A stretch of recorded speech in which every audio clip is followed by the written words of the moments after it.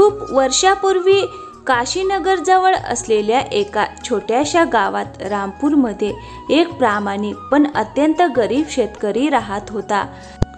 त्याचं नाव रमण होतं आणि लोक त्याला प्रेमाने रामू म्हणत. त्याची पत्नी सावित्री ही अतिशय समजूतदार आणि कष्टाळू बाई होती. त्यांना राधा नावाची 6 वर्षाची निरागस मुलगी होती. तिघेही एका भाड्याच्या जुन्या झोपडीत राहायचे. अहो, ऐकता का? यावेळी आपलं शेत किती हिरवगार झालंय. असं वाटतंय जणू धरती माईने आपल्या ओंजळीतून सोने बरसवलं आहे. हो सावित्री, यावेळी आपले वाईट दिवस संपलेत. या पिकातून जे पैसे मिळतील त्यातून आपण सेठ लालचंदचं कर्ज फेडू, घराचं भाडं देऊ आणि आपल्या राधेसाठी शहरातून नवीन कपडे घेऊन येऊ. तिला शाळेतही टाकू. बाबा, मी पण शाळेत जाईन का माझ्या मित्रांसारखी? हो ग माझ्या लेकरा, तू शिकशील आणि खूप खूप मोठी होशील आणि नाव कमावशील. इतक्यात वाटेत त्यांना धरमदास काका आणि शांताबाई भेटतात. रमण, तुझं परिश्रमाचं फळ मिळालं बघ. ही तर सगळी देवाची कृपा आहे काका. मी तर फक्त मेहनत करतो, बाकी सगळं देवाचं देणं आहे. बरोबर बोललास रे. ठीक आहे, आम्ही आता निघतो, उशीर होतोय. पण अचानक हवामान बदलतं. पाहता पाहता आकाशात विजा चमकू लागतात. काही क्षणातच मुसळधार पाऊस सुरू होतो आणि दरवाजावर कुणीतरी जोर जोरात ठोठावू लागतं.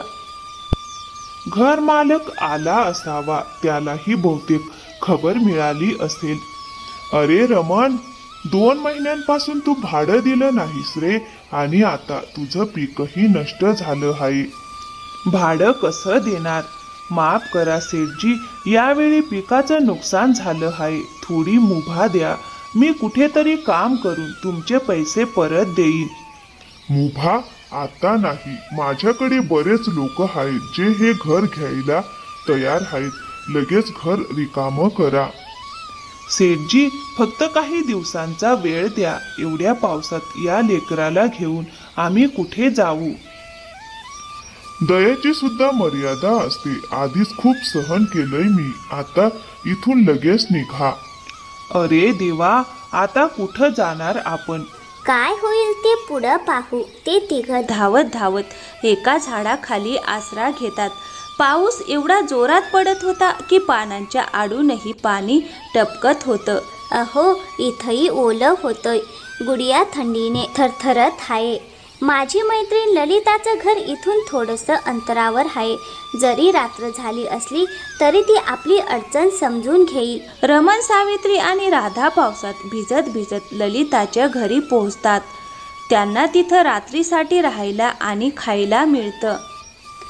आपल्याला लवकरात लवकर काहीतरी करायला हवं. हो सावित्री, मीही तेच विचार करत होतो. मी आताच गावात काम शोधायला जातो. सकाळी रमण कामाच्या शोधात गावाकडे निघतो.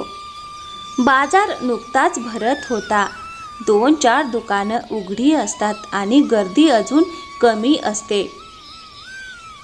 भाऊसाहेब, काही काम असेल तर सांगा, मी मन लावून काम करीन. अरे भाऊ, या पावसामुळे सगळी कामं बंद पडली आहेत. पुढे जाऊन बघा. रमण पुन्हा एकदा प्रयत्न करत पुढच्या दुकानाकडे जातो. भाऊ, काही काम असेल तर सांगा. भांडी घासायची असोत, माल उचलायचा असो, जे सांगाल ते काम करीन. नाही भाऊ, माझ्याकडे आधीच कामगार आहेत. सध्या गरज नाही. तुम्ही दुसरीकडे पहा. रमणच्या मनात अपमान आणि हताशेची तीव्र भावना दाटून येते. त्या दिवशी त्याला कोणतंही काम मिळत नाही. तो थकून भागून परत येतो. अहो, असे गावात फिरत राहिलात तर तुम्हाला कोणीही काम देणार नाही. गावात फिरण्यापेक्षा आपण आपला स्वतःचा व्यवसाय सुरू करूया. अहो, तुम्हाला आठवतं का, शहरात एक ठेला होता ना, जिथं 2 माणसे मिळून पोहे विकायची.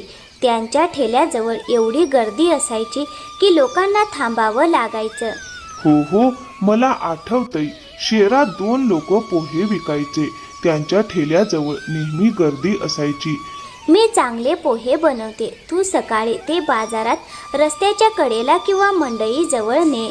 लोक नक्कीच खातील. पण सावित्री, त्यासाठी सामान लागेल. तांदूळ, भाज्या, तेल, मसाले, ठेला आणि भांडी हे सगळं घेण्यासाठी पैसे कुठून आणू? हो, ही माझी पैंजणं आणि हे काही कंगन आहेत. हे विकून आपण ठेला आणि सगळं सामान घेऊ.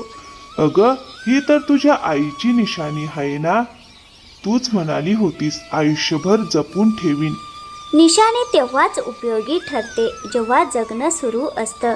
पण आता तर आपलं आयुष्यच अडचणीत आलंय.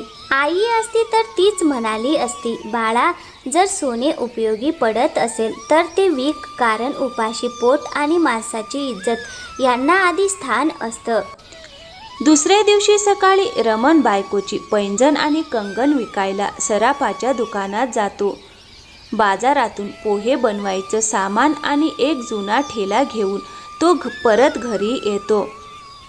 सावित्री प्रेमाने आणि मन लावून पोहे बनवते. जणू ती फक्त अन्न नव्हे तर आपल्या कुटुंबासाठी नवी आशा तयार करत असते. दुसऱ्या बाजूला रमण शांतपणे त्या जुन्या ठेल्यावर साचलेली धूळ आणि गंज स्वच्छ करत असतो. मग दुसऱ्या दिवशी तो ठेला लावून ग्राहकांची वाट पाहतो. इतक्यात एक महागडी गाडी वेगाने येऊन चिखलात अडकते. गाडीतून एक तरुण बाहेर येतो आणि गाडीची अवस्था पाहून त्रस्त होतो. त्याच वेळी शेठचे 2 चमचे नोकर तिकडून जातात आणि त्याला पाहून हसतात. दोघं हसत निघून जातात. मोठा बाबू, तो तरुण रागाने लाल होतो. रमण हे सगळं दुरून पाहत असतो. तो लगेच धावत जाऊन त्या माणसाला मदत करतो. मी मदत करतो साहेब. रमणने सगळी ताकद लावून गाडीला एक जोरदार धक्का दिला आणि चिखलात अडकलेलं टायर बाहेर निघालं.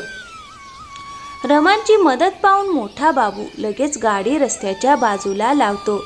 वा, तुम्ही तर कमाल केलीत. खूप खूप धन्यवाद तुमचे. साहेब, यात धन्यवाद कसला. आपण एकमेकांची मदत करत राहिलो तरच माणुसकी जिवंत राहील. चला, माझा ठेला इथेच आहे. तिकडे बसून थोडं पाणी प्या. आदित्य, तोच मोठा बाबू पाणी पित असताना त्याची नजर जवळच्या भांड्यावर जाते, ज्यातून गरमागरम पोह्यांचा सुवास दरवळत असतो. वा, हा सुवास तर अप्रतिम आहे. काय विकताय तुम्ही? साहेब, हे पोहे आहेत. माझी बायको ते मनापासून बनवते. एकदा खाऊन बघा, नक्की आवडतील तुम्हाला. अरे वा, एवढे चविष्ट पोहे मी कधीच खाल्ले नव्हते. यात असा वेगळा स्वाद आहे. काय घालता यात? साहेब, यात प्रेम आणि मेहनतीचा तडका आहे. आदित्य पैसे द्यायला खिशात पाकिट शोधतो, पण त्याला आठवतं की पाकिट तर गाडीतच राहिलंय. अरे रे रे, माफ करा, पाकिट गाडीतच राहिलंय. काही हरकत नाही साहेब, नंतर द्या. आधी पोट भरलं पाहिजे, तेच महत्वाचं. तेवढ्यात जवळच एक म्हातारा भिकारी भुकेने आणि अशक्तपणाने कोसळतो. रमण क्षणाचाही विलंब न करता ठेल्यावरून धावतो आणि त्या आजोबांकडे पोहोचतो. बाबा, तुम्ही ठीक आहात ना? मुला, अनेक दिवस काही खाल्लं नाही. रमण लगेच ठेल्यावरून एक प्लेट पोहे काढतो आणि त्याला खायला देतो. अरे मुला, इतके स्वादिष्ट पोहे मी आयुष्यात कधीच खाल्ले नाहीत. बाबा, तुमचं कोणी नाही आहे का? नाही रे मुला, या जगात आता माझं कोणीच नाही. हे घ्या बाबा, हे पोहे घ्या. थोडे खा आणि थोडे रात्रीसाठीही ठेवा. देव तुझं भलं करू मुला. तुझ्यासारखा चांगला माणूस मी पाहिला नाही.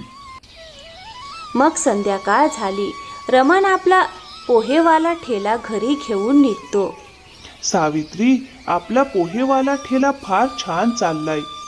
असंच चालू राहिलं तर आपण सेटचं कर्ज आणि घराचं भाडं फेडू आणि मग आपल्या कुटुंबासाठी एक सुंदर हार बनवीन. आणि हो, पुढे एक सुंदर हॉटेलही उघडू. त्याचे नाव ठेवू रमण पोहेवाला. काय म्हणता, छान आहे ना नाव? मग दुसरे दिवशी रमणच्या ठेल्याजवळ गरमागरम पोहे खाण्यासाठी लोकांची रांग लागते. खरंच या जगात प्रामाणिकपणा आणि सत्यापेक्षा मोठं काहीच नाही. तर मित्रांनो, कशी वाटली आजची कथा? आवडली असेल तर व्हिडिओला एक लाईक करा आणि हो, आमच्या चॅनलवर नवीन असाल तर प्लीज चॅनलला सबस्क्राईब करायला विसरू नका. थँक्यू मित्रांनो. पुन्हा भेटूया एका नवीन कथेसोबत.